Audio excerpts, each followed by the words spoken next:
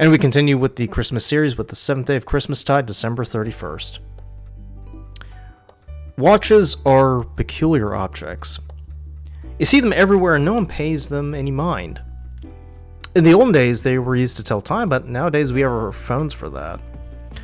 And watches have been reduced to a fashion accessory that accentuate the outfit, as we've seen on so many fashion channels on YouTube.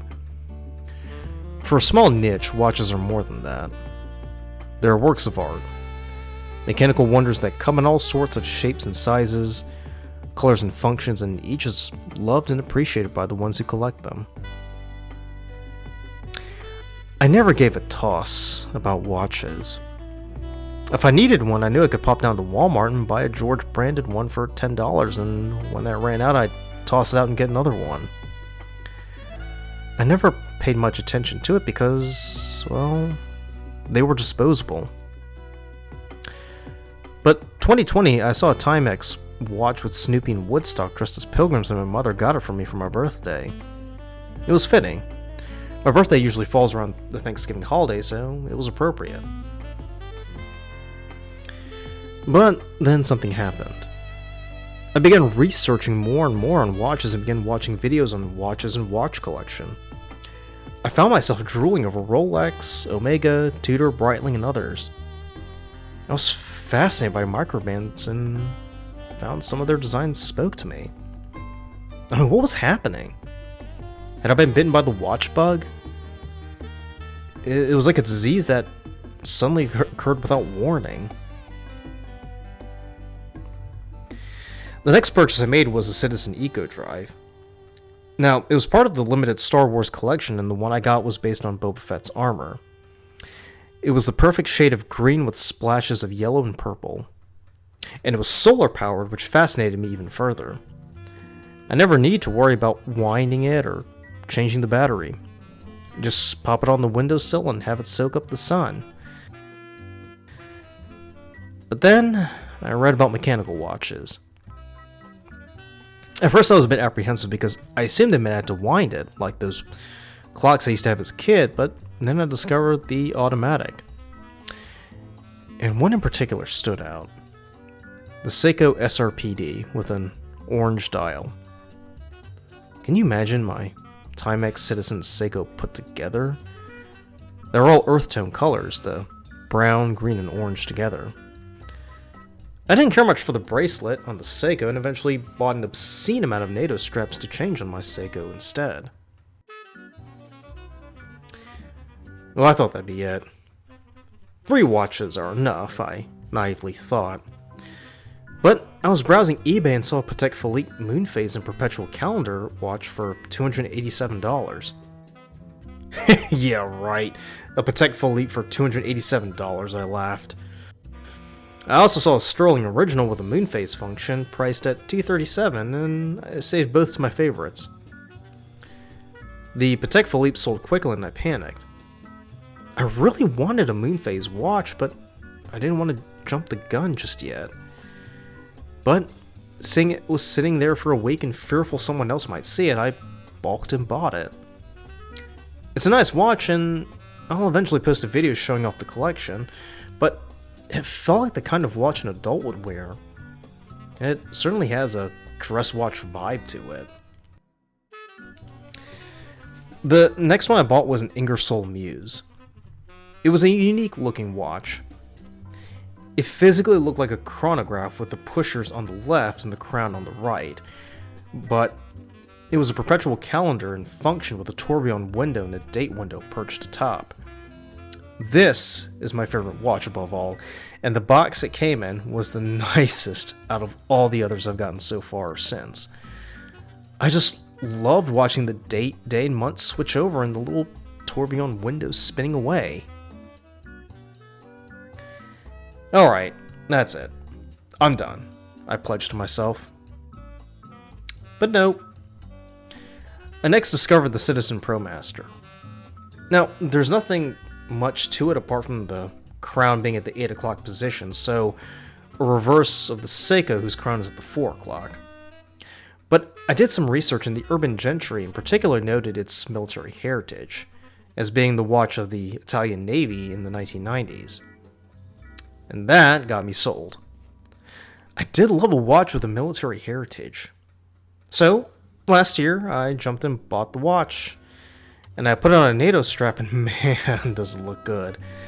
I have always been tempted to try a leather band, but whenever I put it on a NATO, for some reason I forget about all that. So, in between, I purchased a Vostok Amphibio. It was a barrel-shaped case, which was sort of unique, and its military provenance was appealing. However, it was frustrating because I would wind it the night before, and when I woke up the next day, the watch would stop working, and it was a constant struggle to keep the damn thing working. For $87, you do get what you pay for. And it's a shame because it was such a nice watch with a steel case with a champagne-colored dial. But in the end, I gave it to a coworker who used it for a production of the Addams Family as his role as Uncle Fester. I don't miss that watch at all, as sad as it sounds, but it didn't work. I next scratched that chronograph itch and got a Casio F91W. How many times have people said you cannot be a watch collector without owning one? It's repeating Jeremy Clarkson's adage that a true petrolhead would have owned an Alfa Romeo at some point in their life, or Keith Richards saying a true guitarist owns a Fender Telecaster. Sure, I got it because of external influence, but there's a part of me that wanted it because it's the watch of childhood. It's retro and futuristic all at once, looking very much to the past as it does to the future, and at $15, it's a worthwhile investment.